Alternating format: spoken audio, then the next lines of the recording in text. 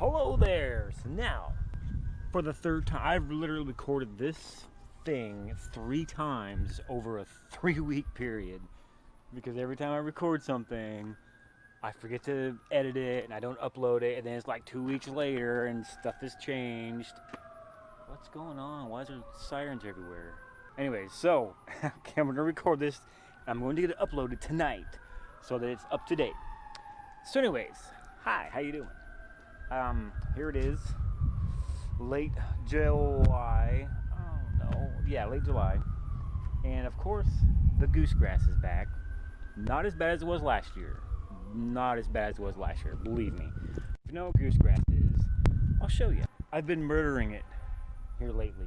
I've just been pulling it out of the ground. That's kind of what it looks like. That's what it looks like, half dead and pulled out of the ground. Because I've been, as you can see,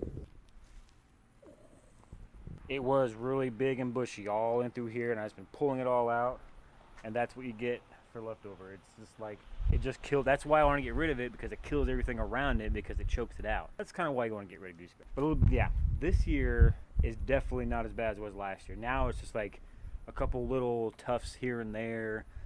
So this is what I've been doing, is pulling them out by hand this year, because you could spray them with like Roundup, but then you're just going to kill little spots. And if you have a bad enough of an infestation of that stuff, it's better just to kill the whole thing and reseed, and I don't want to do that. And they don't make a spray. Well, they do make a spray that just kills goosegrass, but it's been banned and nobody can buy it. So regular weed killer won't kill this, because it's a grassy weed, so it'll just be like, oh, thanks for the treat. So you can't kill it with weed and grass killer. You can kill it with pre-emergent, but that kills everything. Like even new grassy won't grow with pre-emergent. So what I should have did, I'm gonna try next year, pre-emergent in like early March, mid-March. That kills the initial weeds in the yard, and then I'm gonna do another treatment in like May. Do another round of pre-emergent in May, as long as you don't plant any grass seed, because nothing will grow when you spread pre-emergent. So that's why I don't seed in the spring anyways. You're not supposed to. It's better to seed in the fall. You'll get way better results, especially if it takes. Hopefully that'll kill the summertime weeds, which is this stuff, which is goosegrass. And I don't have a problem with dandelions or clover, but goosegrass is by far the everything. The only way to get rid of it is to spray it with Roundup or pick them by hand. Once you've tried everything to get rid of it, and I mean everything.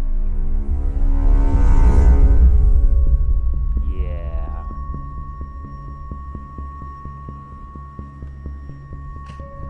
Drink it.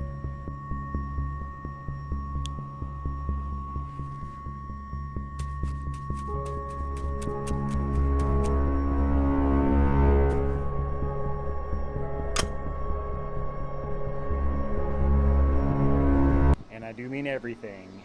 There's only one thing left to do, which is pull them by hand, which is what I've been doing, because since it's not that bad, pulling them by hand isn't that bad, because as you can see, it's not as bad as it was last year. Like there's just like one right there, a couple right here, one right there. I mean, and you can tell all these dead ones laying on the grass on top, all those dead ones, those are all the ones that I've pulled already. So that's the easiest way to do it if it's not like an infestation, is just pull every individual goosegrass patch preferably before it goes to seed, because then it'll just spread, which you don't want to do, which some of these are going to seed. I will show you.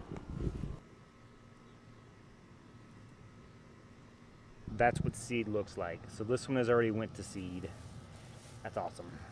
Yeah, so I can show you, since I've been doing it for a couple days now, I will show you the easiest way to pull them.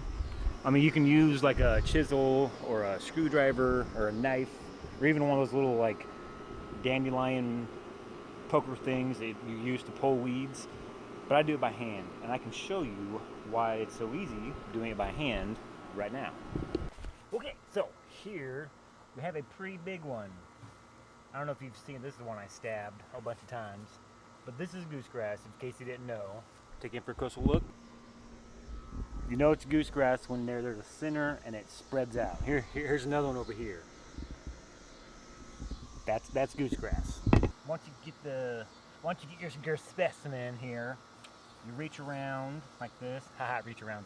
Gross. Shut up. Bunch them up like this, and then you just pull it out. And when they're really big like this, instead of like pulling on it, or you can pry it up. One technique that I'm kind of perfecting right now is you grab the bunch like that, and then you twist it, and then you twist it the other way, and you just keep twisting back and forth until the whole thing pops out like that. Because you want to make sure you break the root too. So there it is, and there's the seed. This is why I'm not going to just throw it in the yard to just mow up, because if there's seed on it, that's bad, very bad. So I'm throwing them over on the concrete, like I got my pile up front there, so that way I don't just chop it up and then spread the seed, make more. So yeah, and that took care of that one. Here's one right here. Here's a little one. Just bunch it up, pull it out, and if they come out in big clumps like that, like knock off some of the dirt, so you don't take us. There's not a hole there. Just knock off some of the dirt. Throw that away. Done. Here's one right here. One more time. You just find it, because there's the center right here, and they all kind of branch out. So then you gather them up like that, where they're nice and big, little tufts like that. And this one is pretty tough. So I twist it back. You just keep twisting it, and then eventually they'll pop right out. Roots and all. That's what you want. You want the roots. Yeah. When you're done, all you're left with is the little tuft and the roots.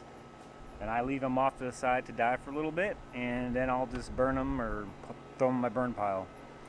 That's pretty much it, besides killing them with like Roundup. So I'm just doing like a section of my yard per day. I'm not trying to do it all in one day, because that'll get you burnt out of yard care pretty quick. So just do it little bits at a time. I'm about to mow, so I want to make sure I get the big ones that have gotten to seed. Pull those first, because you don't want to just mow it, because that's just going to spread the seed everywhere. Definitely don't want that. I'm going to pull a couple more tufts and mow it. Call it a day. That is the modern warfare on goosegrass. Modern goosegrass warfare 2. So I made a video about it this last year. Hopefully you guys have been having a good summer so far. For late July, it's been like 100 degrees for the last 3 days, and now all of a sudden it's like 85, so it actually feels really good out here. I'm going to show you one more thing real quick. If you already watched for the goosegrass, that was the goosegrass part. Here's a little bit of gardening. If you watched my prior video about my garden, back then, which was like a month ago, they were all little babies. Now it's a jungle. It's freaking huge. My corn is doing marvelous. I even have a little, see, got a little corn action here. Hopefully these pollinate each other, which I see bees on the sunflowers. So that's a good sign. Here's all my sunflowers. Ooh, there's a bee right there. Mother Nature doing her work. Thanks, bumblebees. Come over here and pollinate the corn while you're at it. Here's all my tomato plants. I don't know if you remember, I made the tomato plants cages taller. It's working out pretty good, because now they're not like big, huge, overbearing bushes crawling into each other. They're actually, you can see a line right there, and like here's one, there's one, there's one. I still think I planted a little too close together. Like my garden's a little tight this year, but they're doing pretty good. They're actually growing up over the top. See that one back there? That's my cherry tomato back there in the back. It's already growing out the top, so that's getting ridiculous. Yeah, and then my jalapenos and bell peppers are doing pretty good. I've already pulled the bell pepper off of it this year. So yeah, let me see if I can sneak down in here and. Oh yeah, got some bell peppers, and then my jalapenos. Holy crap! Let me take you on a little journey. This reminds me of that movie, Children of the Corn. Ugh, creepy. Oh yeah, look at that. Oh yeah, that jalapeno plant is hot. So yeah, got quite a few, and I got another one back here. Got 4 or 5 of them on there. cherry tomatoes are starting to turn, but my big red tomatoes aren't turning yet, which they said it's because it's so hot outside. Whenever it's really hot, tomatoes won't, well, they'll take longer to turn red. Once they start to turn red or blush, that's when you go ahead and pull them when it's hot outside. Pull them and then let them ripen on like your kitchen windowsill. They end up in the window. Then they'll turn red and they'll taste just as good. So that's kind of what I'm waiting for. I haven't found any so far that they've even started to turn red or blush. Yep, those are my Goliath tomatoes. So yeah, they aren't quite there yet. They're getting there. That was the garden, if you're interested in gardening. And then over here, I'll show you one more thing of these sunflowers. I've already showed you that sunflower with the bee on it. But I have a sunflower back in there that is, I'd say 2.5 inches diameter. That's a big sunflower. It's already drooped over. That's probably the biggest sunflower I've ever personally grown. So here we are next to the sunflower. Here's the leaf. That's like an elephant ear. Let me get down here. Look how massive that is. It's like a freaking tree.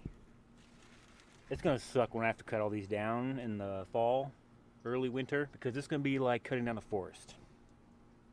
And eventually, I'd like to harvest these sunflowers. I've never done that before. Actually take sunflower seeds from a sunflower and actually like harvest them and salt them and whatever, because I love sunflowers.